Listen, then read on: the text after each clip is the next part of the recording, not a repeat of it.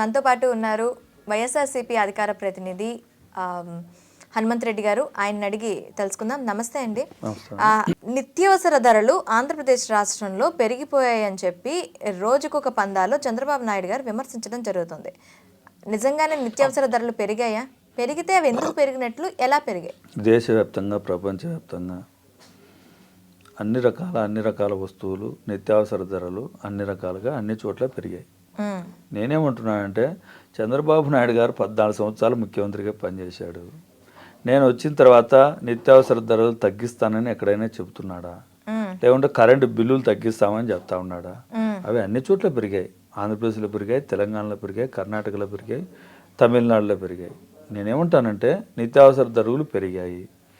మీరు మీడియా సమక్షంలోనే చంద్రబాబు నాయుడు గారు ఒకరిని పంపించమని చెప్పండి, జనసేన పార్టీ తరఫున ఒకరిని పంపించమని చెప్పండి, ఏ పార్టీలో కాంగ్రెస్ పార్టీ తరఫున ఒకరిని పంపించమని చెప్పండి. తెలంగాణలో హైదరాబాద్లో తీసుకుందాం, ఆంధ్రప్రదేశ్లో విజయవాడలో తీసుకుందాం, లేకుంటే తిరుపతిలో తీసుకుందాం, కర్ణాటకలో బెంగళూరు, ఏ ప్రాంతంలో ఎక్కడైనా సరే ధరలు తీసుకుందాం. అక్కడొకరు మనం వెళ్దాం. ఈడ తీసుకుందాం, అక్కడ తీసుకుందాం, అక్కడ తీసుకుందాం. పప్పులు ఉప్పులు నువ్వు ఏం కోరుకుంటావో దాన్ని తీసుకుందాం. ఎక్కడైనా వ్యత్యాసం ఉంటే అప్పుడు మాట్లాడతాం. తప్పుడు మాటలు, తప్పుడు బురద జల్లే కార్యక్రమం తప్ప ఎక్కడైనా పెరిగినాయి. అవి గతంలో ఉండే రేట్లకు ఇప్పటికీ పెరిగి ఉంటాయి. 5 సంవత్సరాల కిందట ఉండే రేట్లు వేరు, ఇప్పుడు ఉండే రేట్లు వేరు. 5 సంవత్సరాల తర్వాత ఏదైతే మనం కూలి పనులకు వెళ్తే కూలీ తీసుకుంటామో అది ఇప్పుడు కూడా పెరిగింది. అలాగే అన్ని రకాలుగా పెరుగుతూ ఉంటాయి. దానికి ప్రభుత్వానికి ఏం సంబంధం? కేంద్ర ప్రభుత్వం దాని మీద నియంత్రించాల్సింది కేంద్ర ప్రభుత్వం. నిత్యావసర ధరలను తగ్గించేది కానీ పెంచేది కానీ కేంద్ర ప్రభుత్వం ఆధీనంలో ఉంటుంది, రాష్ట్ర ప్రభుత్వం ఆధీనంలో ఉండవు.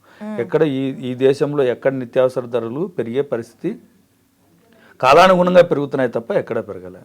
ఏదో రాష్ట్రంలో జరుగుతున్నటువంటి విద్యుత్ ఛార్జీల గురించి మాట్లాడుతున్నారు. అయ్యా, ఈరోజు ఈ విద్యుత్ ఛార్జీలను తగ్గించాలనే దిశగా జగన్మోహన్ రెడ్డి గారు పనిచేస్తున్నారు.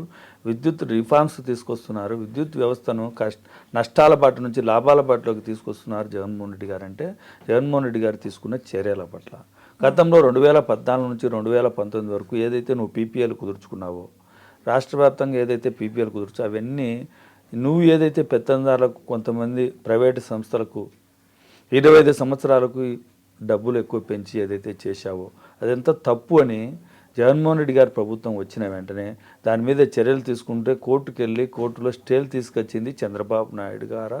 అవునా కాదా? చంద్రబాబు నాయుడు గారిని ప్రజలు ప్రశ్నించాలి కంపల్సరిగా. ఎందుకంటే ఆ రోజు ఈ రాష్ట్రం మీద ప్రభుత్వం మీద భారం పడుతూ ఉంది. విద్యుత్ ప్రైవేటు సంస్థలకు ఏదైతే నువ్వు ఒప్పందం కుదుర్చుకున్నావు అవన్నీ ఎక్కువ ధరకు కుదుర్చుకున్నావు, దాన్ని తగ్గించాలని జగన్మోహన్ రెడ్డి గారు ప్రయత్నం చేశారు. దాన్ని కోర్టుకెళ్ళింది చంద్రబాబు నాయుడు గారు. ఆ తర్వాత ఏదైతే రాత్రిపూట విద్యుత్తును ఇతర రాష్ట్రాల నుంచి కొనుక్కోవాల్సిన పరిస్థితి మన దగ్గర ఆంధ్రప్రదేశ్లో ఉంది. పగటిపూట విద్యుత్తును రైతులకు 9 గంటల విద్యుత్ అందిస్తూ ఉండేది జగన్మోహన్ రెడ్డి గారు. నాణ్యమైన విద్యుత్ అందిస్తూ ఉండేది జగన్మోహన్ రెడ్డి గారు. ఏదైతే పగటిపూట ఇప్పుడు ఈ వాటర్ను తీసుకొని కొండ మీద ఒక పెద్ద పాండ్ కట్టి అక్కడ నిల్వ చేసి పగటిపూట కింద ఉండే వాటర్ను పైకి పంపుడు స్టోరేజ్ విద్యుత్ ప్రాజెక్టులను కొత్తగా తీసుకొస్తా ఉండేది జగన్మోహన్ రెడ్డి గారు. ఏదైతే కర్నూలులో 44,000 కోట్ల రూపాయలతో విద్యుత్ ప్రాజెక్టులు కడతా ఉండేది జగన్మోహన్ రెడ్డి గారు.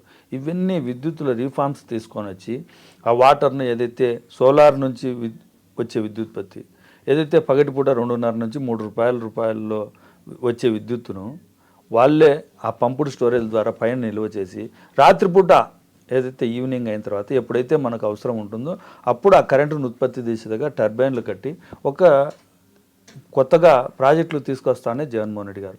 ఈరోజు జగన్మోహన్ రెడ్డి గారు తీసుకున్న విద్యుత్ ప్రాజెక్టుల పట్ల రేపు రాబోయే కాలంలో విద్యుత్ ధరలు పెరగకుండా ఒక నిర్ణయం తీసుకున్నారు. పెరగకుండా రాష్ట్రానికి ఆదాయం కలిగించే దిశగా జగన్మోహన్ రెడ్డి గారు పనిచేస్తూ ఉన్నారు. నువ్వు చేసినవి ఏంటో చెప్పమంటా ఉన్నా. నువ్వు సోలార్ విద్యుత్తుని ఇచ్చి ప్రైవేటు సంస్థలకు ఎక్కువ రేటుకు తీసుకున్నది నువ్వు. జగన్మోహన్ రెడ్డి గారు దాన్ని తగ్గించి తక్కువ ధరకు ప్రభుత్వంతో ఒప్పందం కుదుర్చుకొని ఏదైతే రాత్రిపూట 22 రూపాయలు 23 రూపాయలతో విద్యుత్తును కొంటున్నామో దాన్ని లేకుండా మరొక 2 సంవత్సరాల్లో ఆ ప్రాజెక్టులన్నీ స్టార్ట్ అయ్యి ఈ 44,000 కోట్లది కూడా రేపు సంవత్సరం స్టార్ట్ అవుతుంది. స్టార్ట్ అయితే వేరే దగ్గర నుంచి కొనుక్కోవాల్సిన అవసరం లేదు. అప్పుడు రాత్రిపూట కరెంటు కూడా తక్కువ ధరకు దొరుకుతుంది కాబట్టి ఎక్కడ నష్టాలు జరగవు. కాబట్టి విద్యుత్ కరెంటు బిల్లులు పెంచకుండా ఏదైతే చర్యలు తీసుకోవాలనో దాన్ని చేస్తున్నది జగన్మోహన్ రెడ్డి గారు. ప్రభుత్వం అంటే ఆదాయంగా చేయాలంటే ఏ విధంగా చేయాలనే దానికి చేస్తున్నది జగన్మోహన్ రెడ్డి గారు. ప్రభుత్వాలను కాపాడుతున్నది జగన్మోహన్ రెడ్డి గారు. నువ్వు ప్రభుత్వ సొమ్మును ఏ విధంగా దోచుకోవాలని చూసింది చంద్రబాబు నాయుడు గారు. అంటే నిత్యావసర ధరలు కానీ విద్యుత్ ఛార్జీలు ఏదైతే చెప్తున్నారో వాళ్ళు చెప్పేవన్నీ అబద్ధాలనే విషయం మీ ద్వారా తెలియజేస్తా ఉన్నాను. ఎందుకంటే ప్రజలు కూడా తెలుసుకోవాలా. ఏదో ఒకటి చెప్తా ఉంటే చంద్రబాబు నాయుడు గారు చెప్తా ఉంటే అది నిజమని నమ్ముతారు. కాబట్టి మీ ద్వారా తెలియజేయాలనుకున్నాను. ఎందుకనంటే ఇది ఖచ్చితంగా ప్రతి ఒక్కరు తెలుసుకోవాలా. ఈ ప్రాజెక్టులు ప్రభుత్వం చేస్తున్న సంక్షేమ కార్యక్రమాలతో పాటు ప్రభుత్వాన్ని అభివృద్ధి దిశగా పనిచేయాలనే దిశగా రేపటి తరానికి మంచిగా ధరలు పెరగకుండా నియంత్రించాలనే దిశగా జగన్మోహన్ రెడ్డి గారు పనిచేశారు. ఇది జగన్మోహన్ రెడ్డి గారు. విద్యను కూడా అదే దిశగా, వైద్యాన్ని కూడా అదే దిశగా పనిచేస్తూ ఉండే జగన్మోహన్ రెడ్డి గారు అభివృద్ధి చేస్తూ ఉంటే చంద్రబాబు నాయుడు గారు దోచుకొని తిన్నది చంద్రబాబు నాయుడు గారు. ఎక్కడ కూడా నిత్యావసర ధరలు నేను ఛాలెంజ్ విసురుతా ఉండా ఐ డ్రీమ్ సాక్షిగా ఏదైతే తెలుగుదేశం పార్టీ నాయకులు చేస్తున్నారో అసత్య ప్రచారాన్ని తిప్పికొట్టేదానికి వైఎస్ఆర్ కాంగ్రెస్ పార్టీ నాయకులు కార్యకర్తలు సంసిద్ధమై ఉన్నారు. Okay sir, thank you very much.